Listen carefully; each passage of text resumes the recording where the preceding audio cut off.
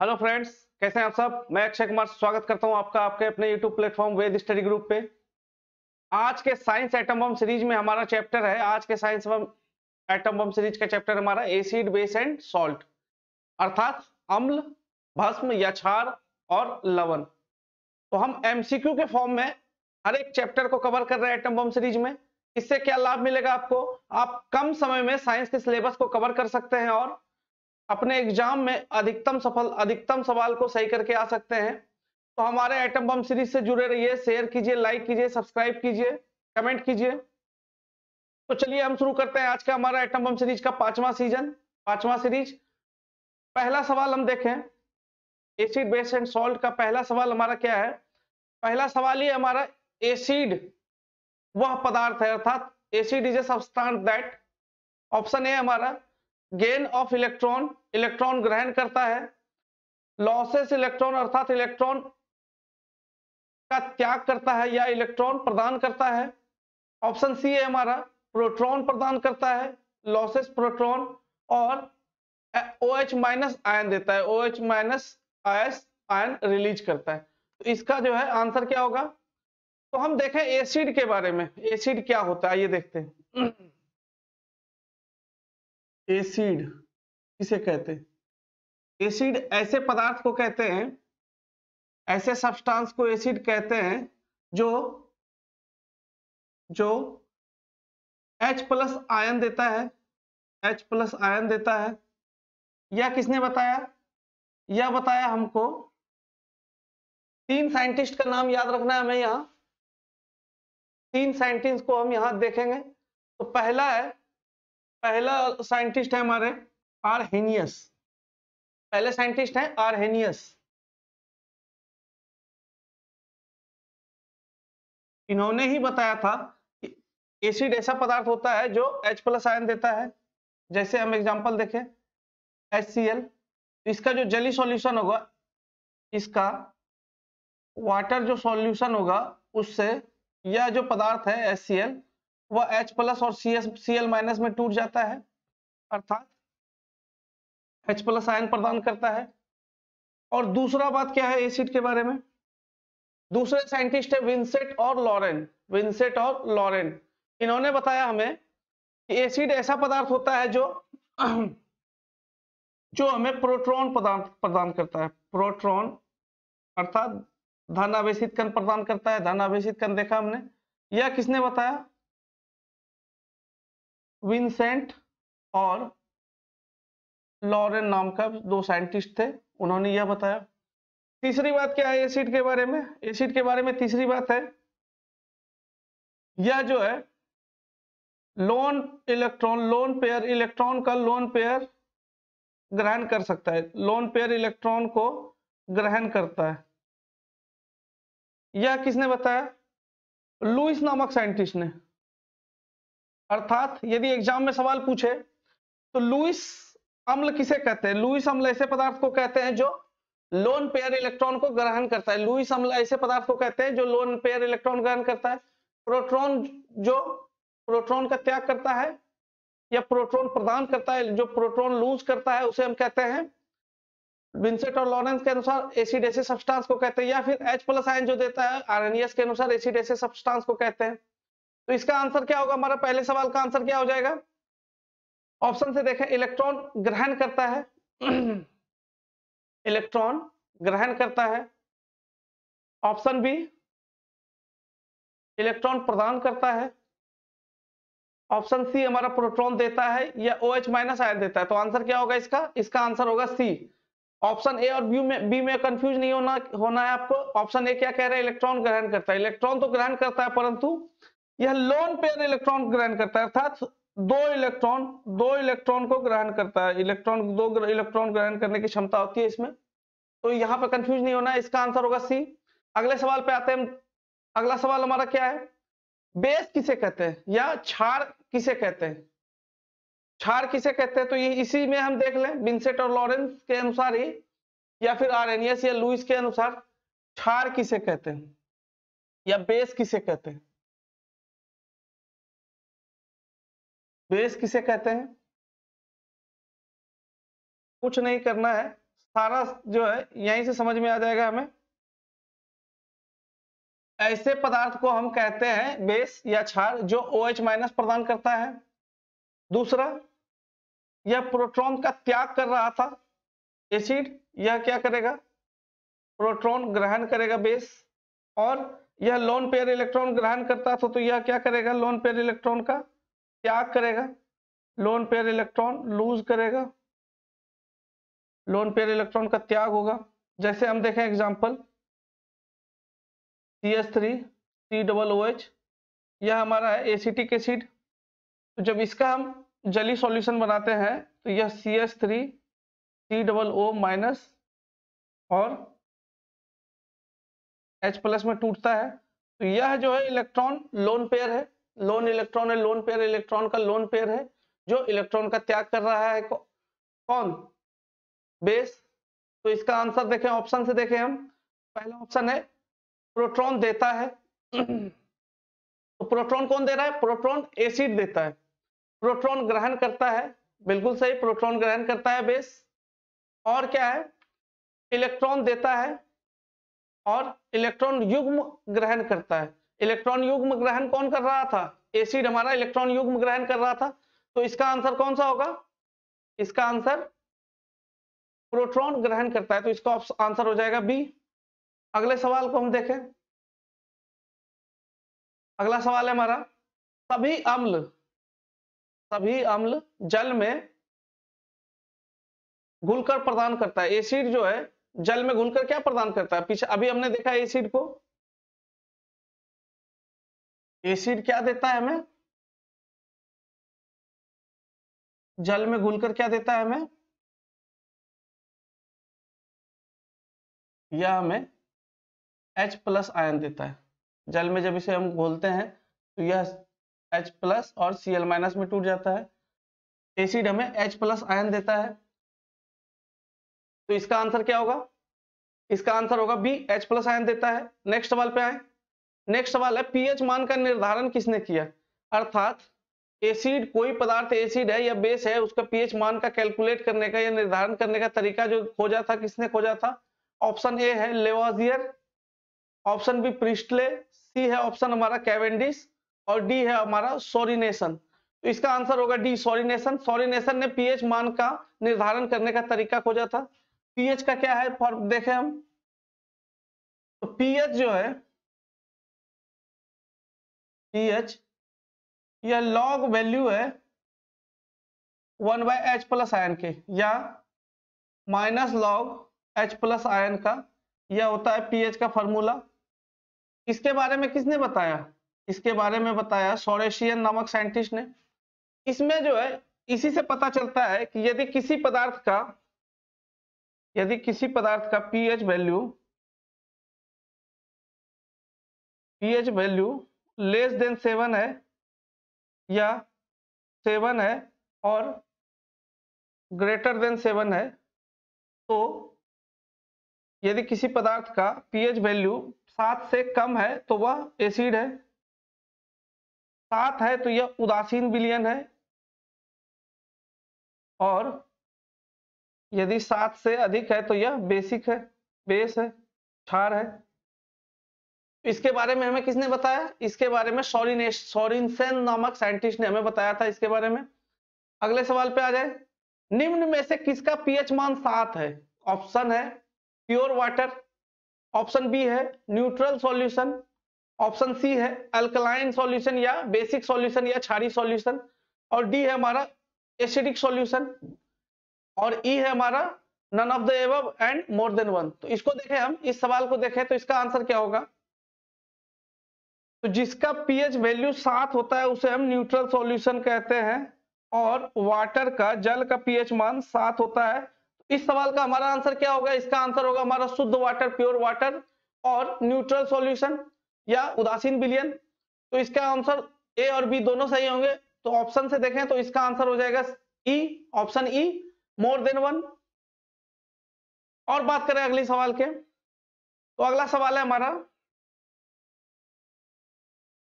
a solution turn red litmus blue, the pH of the solution is, अर्थात कोई विलियन जो लाल litmus को नीला कर दे, उसका पीएच सॉल्यूशन क्या होगा? ऑप्शन देखें, ए 7, बी 1, सी 5, डी 6.5। तो लाल लिटमस और ब्लू लिटमस क्या है? लिटमस टेस्ट जो है, लिटमस जो है किसी भी पदार्थ के एसिडिक या बेसिक होने के टेस्ट का सबसे साधारण तरीका है। एसिड क्या करता है? एसिड या ब्लू लिटमस को रेड में चेंज कर देता है। ब्लू लिटमस को, एक पेपर होता है जिस पर यदि कोई एसिडिक सॉल्यूशन डाला जाए तो ब्लू लिटमस रेड में कन्वर्ट हो जाएगा, तो ऐसा पदार्थ एसिड होगा। और एसिड का पीएच मान क्या है? एसिड का पीएच मान लेस देन 7 है। इसी प्रकार बेस की बात करें या क्षार की बात करें तो क्षार क्या करेगा? यह रेड लिटमस को, रेड को ब्लू में चेंज कर देगा, ब्लू में चेंज कर देगा। और बेस का जो है पीएच क्या होता है? Greater than 7। ऑप्शन हम देखें, ऐसा विलियन जो लाल को ब्लू में चेंज कर दे, रेड को ब्लू में चेंज कर दे, तो बेस होगा और उसका पीएच वैल्यू क्या होगा? 7 से ज्यादा। ऑप्शन में हमारा कोई भी ऐसा ऑप्शन नहीं है जो 7 से ज्यादा पीएच दिखा रहा है, अर्थात टाइपिंग में मिसप्रिंट हो गया है। तो यह आप समझ गए, लाल लिटमस और blue litmus test. Next question देखें, नेक्स्ट क्वेश्चन है 7th क्वेश्चन है हमारा, which acid is considered the basic chemical in the chemical industries, अर्थात रसायन उद्योग में कौन सा तेजाब या एसिड है जो मूल रूप से रासायनिक माना जाता है या जिसका सबसे ज्यादा प्रयोग केमिकल इंडस्ट्रीज में किया जाता है एसिड के रूप में? ऑप्शन देखें, ऑप्शन है हमारा H2CO3, HNO3, nitric acid, sulphuric acid, hydrochloric acid. तो इसका आंसर होगा सी, हाइड्रो सल्फ्यूरिक एसिड H2SO4 का हम प्रयोग, ऑप्शन सी हमारा सल्फ्यूरिक एसिड H2SO4, इसका प्रयोग सबसे ज्यादा इस्तेमाल किया जाता है कहां? केमिकल इंडस्ट्रीज में, केमिकल इंडस्ट्रीज में इसका प्रयोग किया जाता है।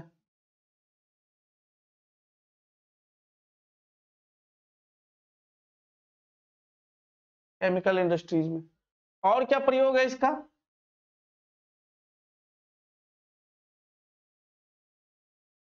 स्टोरेज बैटरी होती है, बैटरी जिसको हम चार्ज करके फिर उसका जो है उपयोग करते हैं हम। इन्वर्टर होगा सबके घर में, इन्वर्टर में जो बैटरी लगी हुई है उसमें भी इसी एसिड का प्रयोग किया जाता है। स्टोरेज बैटरी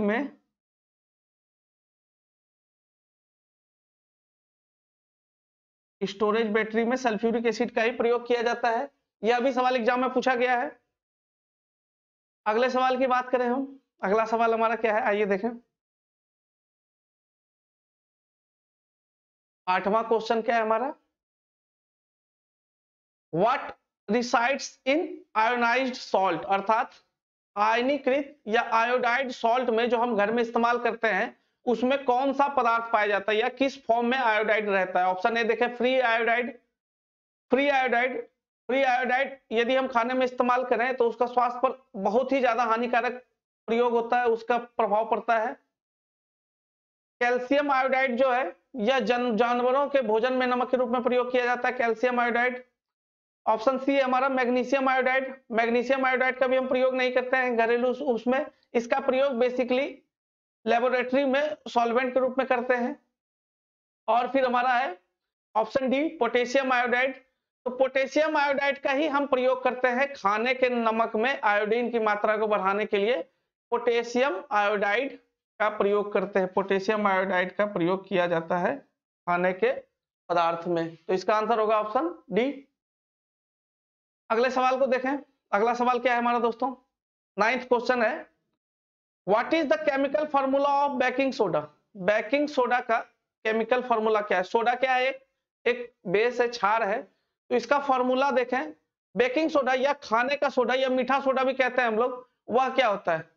बेकिंग सोडा होता है दोस्तों सोडियम बाइकार्बोनेट, सोडियम बाइकार्बोनेट हमारा, इसे कहते हैं हम सोडियम बाइकार्बोनेट।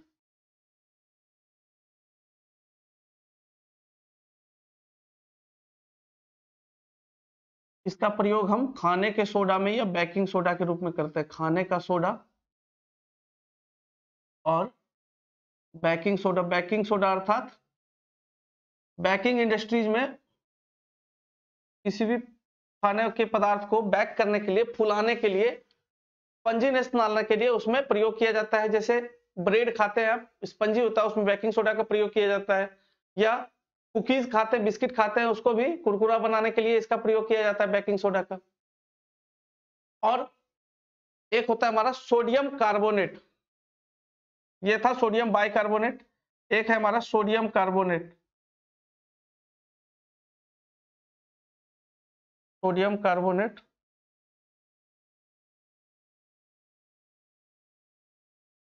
इसका प्रयोग, इसे हम कहते हैं सोडियम कार्बोनेट।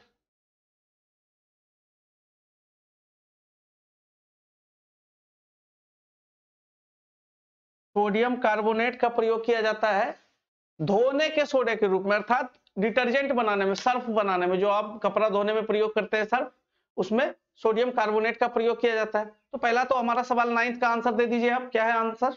9th का आंसर है NaSCO3 सोडियम बाइकार्बोनेट। 10th का सवाल, अगला सवाल 10th सवाल है हमारा, धोने का सोडा का रासायनिक फार्मूला क्या है, रासायनिक सूत्र क्या है? तो इसका है Na2CO3 into 10H2O, Na2CO3 into 10H2O या सोडियम कार्बोनेट। इसके पश्चात एक अन्य वस्तु है जो घर में काफी इस्तेमाल करते हैं खाने के रूप में, सॉल्ट की बात है। एक सॉल्ट है हमारा जिसे हम साधारण नमक कहते हैं, साधारण नमक NaCl।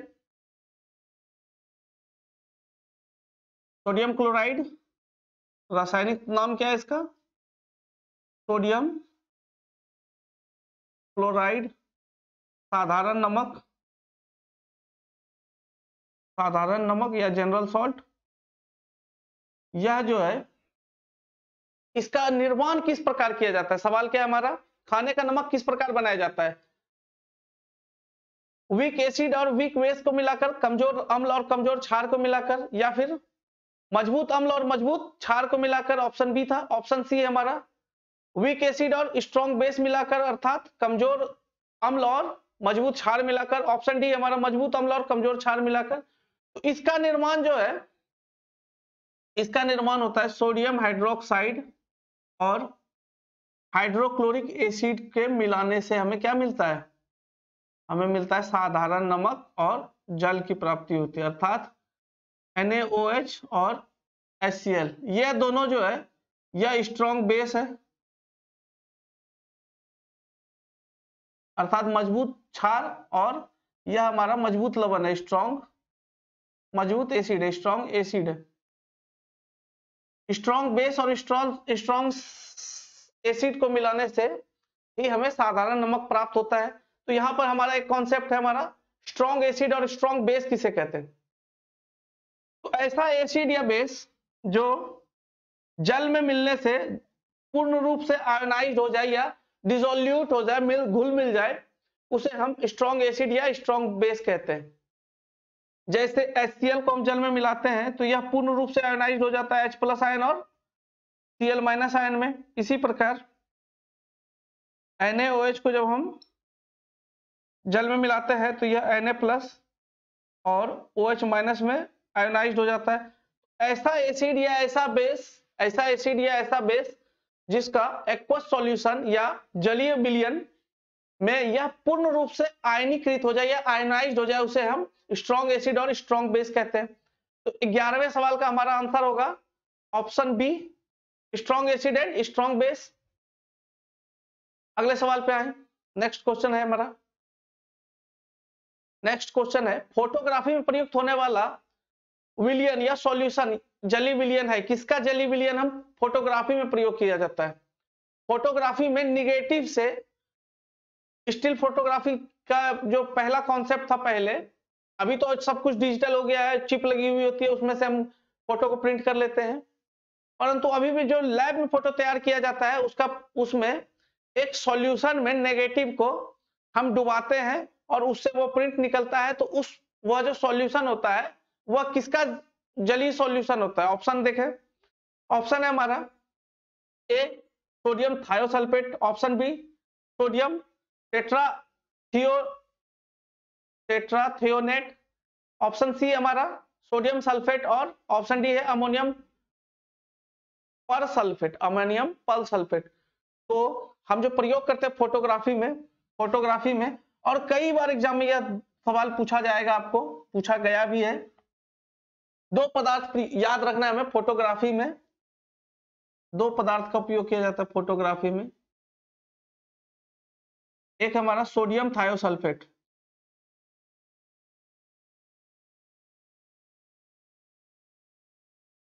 थायोसल्फेट,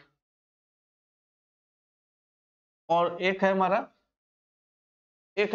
सोडियम थायोसल्फेट और दूसरा है सिल्वर ब्रोमाइड। इसका जो सवाल है इसका आंसर होगा फोटोग्राफी में सोडियम थायोसल्फेट के जलीय विलयन को हम सॉल्यूशन के रूप में प्रयोग करते हैं, नेगेटिव से पॉजिटिव प्राप्त करने के लिए सॉल्यूशन के रूप में प्रयोग किया जाता है फोटोग्राफी में। दूसरा इसका आंसर हो गया हमारा क्या, सोडियम थायोसल्फेट अर्थात ए।